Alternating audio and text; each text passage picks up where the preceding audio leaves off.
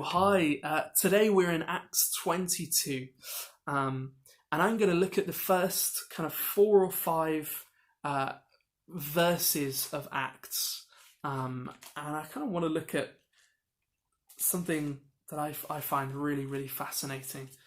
Perhaps you'll find challenging as well.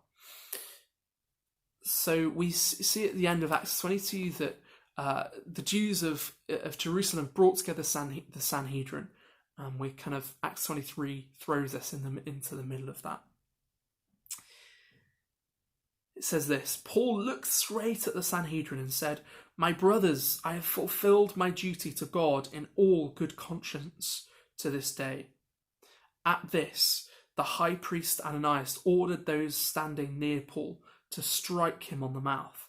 Then Paul said to him, God will strike you, you whitewashed wall. You sit there to judge me according to the law, yet you yourself violate the law by commanding that I be struck.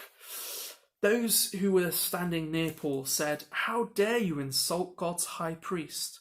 Paul replied, Brothers, I did not realize that he was the high priest, for it is written, Do not speak evil about the ruler of your people. So here we see something really interesting. I don't think we see that much of this of Paul's kind of snappy, quick judgments. Now, at face value, this might look as though Paul makes a mistake and apologizes, and kind of we move on. But actually, the kind of the scholarly question here is, how did Paul not know that Ananias is the high priest? There have been kind of pockets of scholars who have suggested that Paul had a problem with his eyesight, that he couldn't see that it was Ananias, the high priest.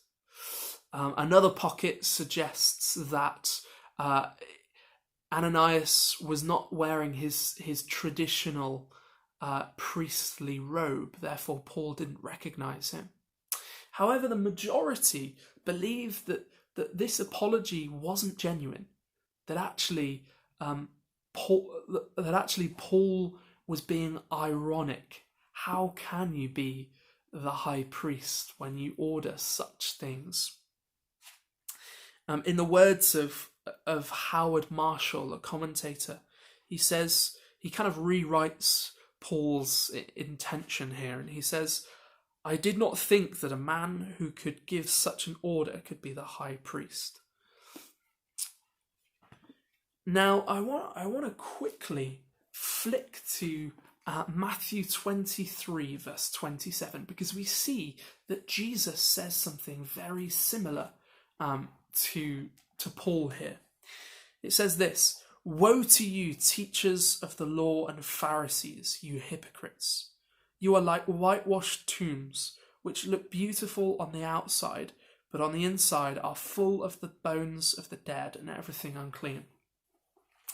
So to quickly give you a bit of context, Jews used to paint tombs white, the outside of tombs white, so that they wouldn't accidentally touch them and be defiled.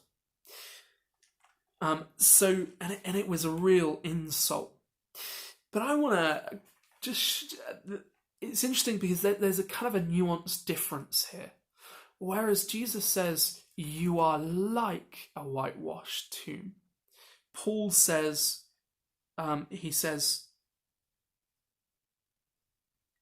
you whitewashed wall.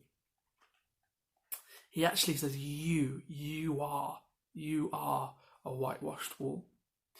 Now, I'd encourage you in your own time to read James 3, verse 1 to 12, where it talks about the taming of the tongue.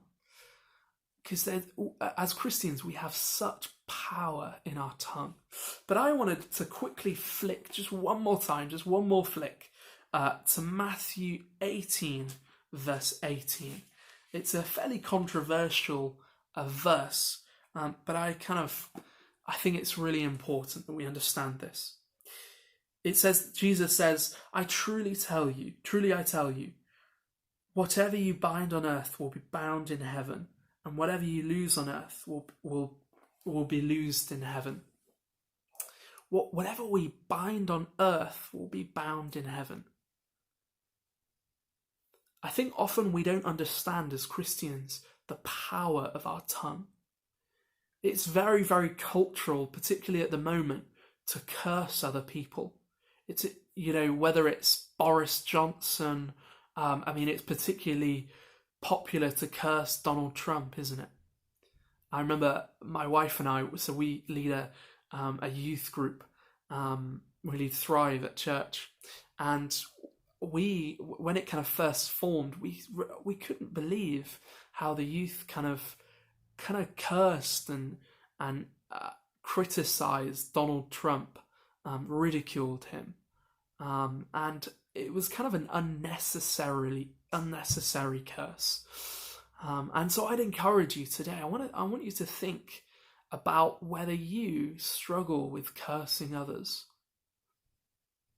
Do you struggle? Maybe it's in your head.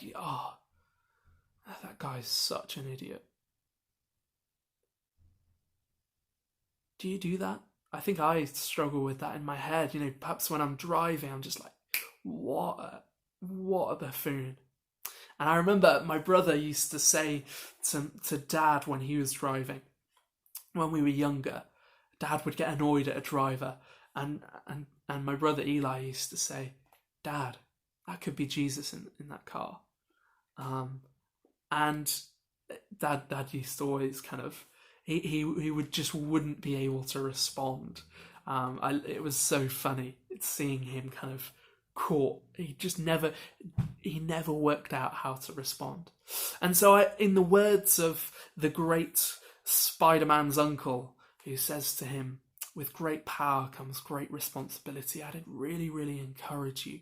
Our tongues, as Christians, we have the Holy Spirit living inside of us, have such power. We have the power to bind, but we have the responsibility for that as well. Go away and think about it over the rest of the day, and I'll see you tomorrow.